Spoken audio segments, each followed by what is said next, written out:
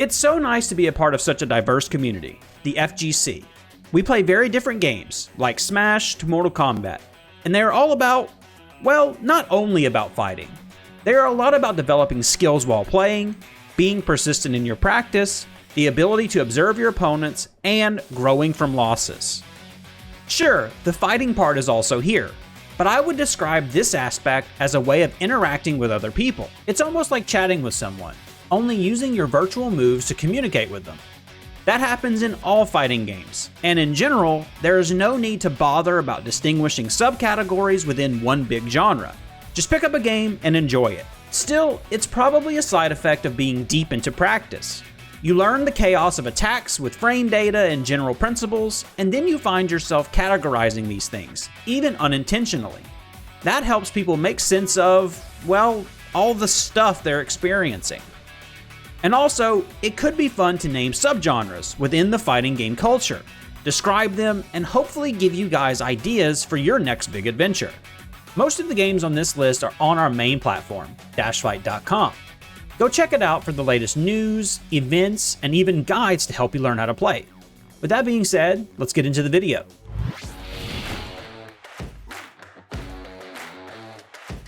This is actually the OG fighting genre, invented back at the dawn of the video game era. Two players have two characters, they face each other in a flat 2D world, to deliver those blows and destroy the health bar of their opponents. This basic formula was nicely implemented in such games as the original Street Fighter or the very first Mortal Kombat. It's pretty interesting to follow the development of fundamental ideas and process the adding of layers of complexity into simple punches and kicks. Street Fighter 2 and Mortal Kombat 2 are excellent examples of such evolutions. The promise of the first releases having become greatness in the second installments, and adding layers upon layers continues even now, in the movesets, character archetypes, and various special meters. Converting 2D into 2.5D is mostly about visual improvements, like in Guilty Gear Strive, where we can see three-dimensional objects, but every practical fighting aspect remains the same two-dimensional thing. Even if we distinguish some other subgenres, the games in there may be of this classic type.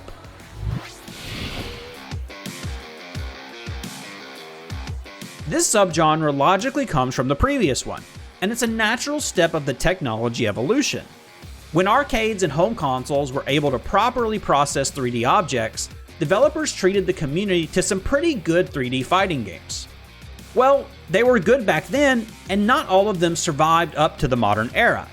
The best examples are Virtua Fighter, Tekken, Soul Calibur, and Dead or Alive. Mortal Kombat had 3D experiments, and not everyone in the NRS community loves those games. Having the third dimension changes the rules a lot. You obviously step in the depths of the virtual world to avoid attacks, hello to many 2D projectiles, and to get a better starting point for your own opening hit. Moving in this space can be implemented quite differently. In Tekken, we have just a step with a double directional tap. It's kind of free running in Soul Calibur. Some games even change the angle of view, placing players behind the shoulder of their character. One Piece Burning Blood and Jump Force do this, but they are not really competitive and lack the esports dimension essential for the fighting genre. And to be thoroughly correct, these games, and perhaps also Naruto Ultimate Ninja, have formed a subgenre within the subgenre, 3D arena fighters. Those arenas are usually very big, and a special shift in movesets is needed to keep the action interesting, like some super quick movements and many long-range attacks. 3D feels so much different from the 2D games. Some players find it difficult to add that extra dimension to their fighting habits, and some players just don't go to the flat matches. Realistically wise, 2D fighting games are a little weird.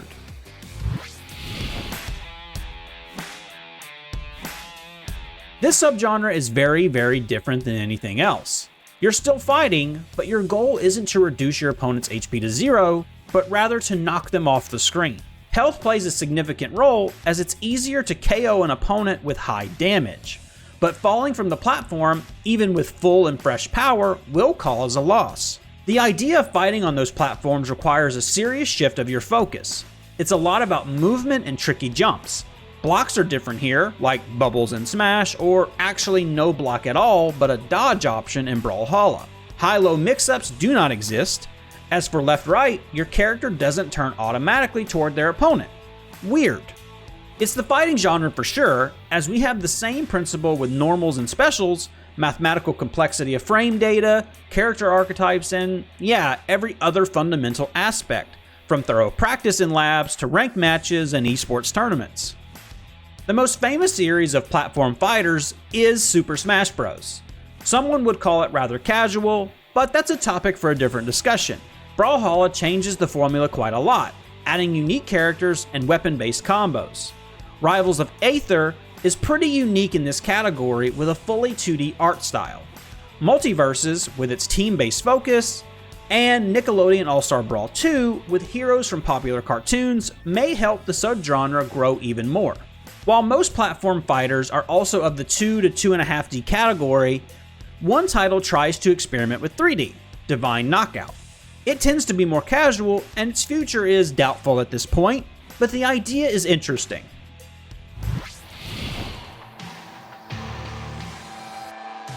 Before the gaming world moved into the exploration of endless fantasies, fights were mainly based on real and traditional martial arts. Just take a look at Street Fighter. Well, Ryu can shoot Hadouken, but who knows, maybe they teach this stuff in their secret martial arts school. In general, the matches are whirling around real-world fighting traditions. Many games follow the same formula, even if characters have some extravaganza or even paranormal abilities. Virtua Fighter, the King of Fighters, and Tekken are the most popular titles that support this approach. We could categorize them into a martial arts subgenre. Nope, knowing the sources for those movesets is not necessary. Just pressing buttons on your controller is enough. But you know, I just had a thought. Practicing fights with a virtual character and training a similar martial art in the physical world might be super cool.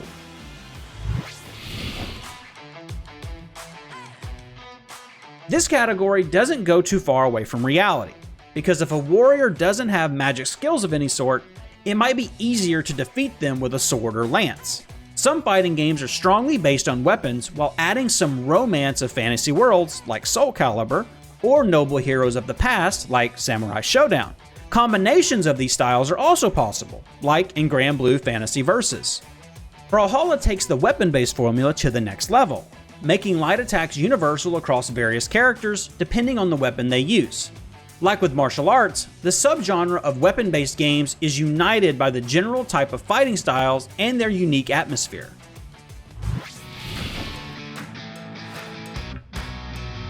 And yeah, talking about the atmosphere, can it be more special and weird than in anime fighting games? Let's say we take all sorts of martial art and weapon-based fights, mix them together and add a lot, and I mean a lot, of unlimited fantasy and a specific art style. This will be an average recipe for an anime fighting game. The weirder the better. Does this formula work for this subgenre? More or less it does. And many of the most unconventional characters from our video come from anime fighting games. The anime style is pretty hard to describe. It's something about Asuka from Guilty Gear Strive fighting with his set of random spells, or Lyn from Under Night, who looks like a schoolgirl but is in fact an ancient being that reincarnates through generations. Dragon Ball FighterZ is a typical game of this subgenre, as it's based on the anime and has lots of weird transformations, splashy attacks, and destructive energy beams. Melty Blood type Lumina may create chaos, typical for anime fighters. Take 2 Marios to the fight and try not to get confused with all those nuns on the screen. Usually, anime fighting games follow the tradition of the 2D category, but have some distinguishing differences. They usually have a much higher pace and feature air dashing, and usually they're referred to as air dashers rather than anime fighting games. Spiritually, such games have a very dedicated group of fans and specialized events. Playing them requires generally the same set of skills and practice patterns, but let's refer to the thing we've started this category with, the atmosphere. It's absolutely awesome.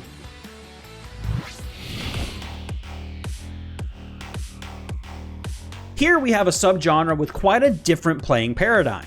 While in traditional 1v1 games, you can rely on one specific moveset, tag team fights allow players to take 2 or more characters of different types and bring them to the scene when the situation is the best for their abilities.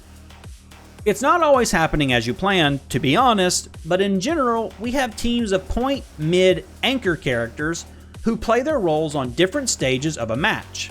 Sometimes your point is KO'd before you got enough meter to max out your mid. But still, having those interchangeable options opens more opportunities for expressing your fighting creativity. The Marvel vs. Capcom series is a prominent game of this subgenre. Can we call it a cult one? Dragon Ball FighterZ follows this formula quite successfully. Skullgirls adds the option of taking just 1 or 2 characters to a match, but that happens rarely. It might be more difficult to learn tag team games. Obviously, you have 2 extra movesets to remember. The characters from your team may help the active fighter with their assist though, which is another layer of complexity.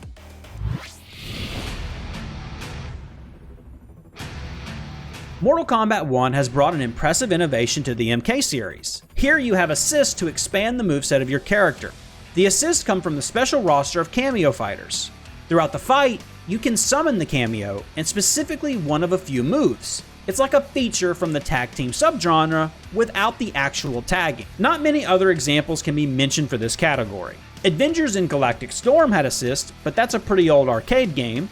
Marvel vs. Capcom 1 had a separate roster of assist characters, but that was in addition to the basic tag team mechanic. King of Fighters 99 and 2000 offered the possibility to make one of the main characters a striker who could also appear on the screen to deliver their assist.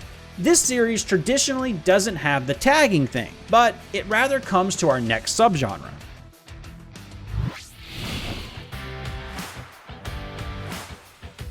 A kind of opposite side of the tag team idea emerged in existence a pretty long time ago.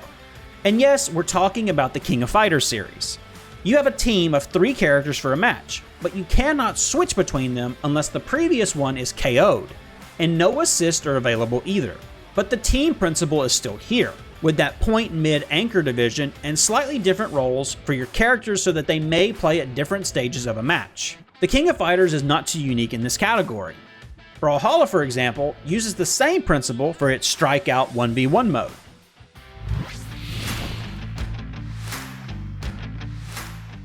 Another category to add to our video is fighting game crossover. How on earth do they deserve to be a separate category, you may ask? Such games often mix principles of the original franchises and bring something absolutely unique as the final product. Like Street Fighter X Tekken, which is based on both series but doesn't belong strictly to only one of them, BlazBlue Cross Tag Battle has more sources and the mix feels super special. The developers often want to combine their own different series, but the results are not always perfect. Mortal Kombat vs. DC Universe doesn't take a high place in our ranking of MK games. It would be maybe better to keep Mortal Kombat and Injustice separate, as NetherRealm Studios actually did. Well, that pretty much does it for our subgenres of fighting games. What do you guys think? Did we have too many divisions? Should we have had more? Let us know in the comments. Thanks for watching, and we'll see you in the next video.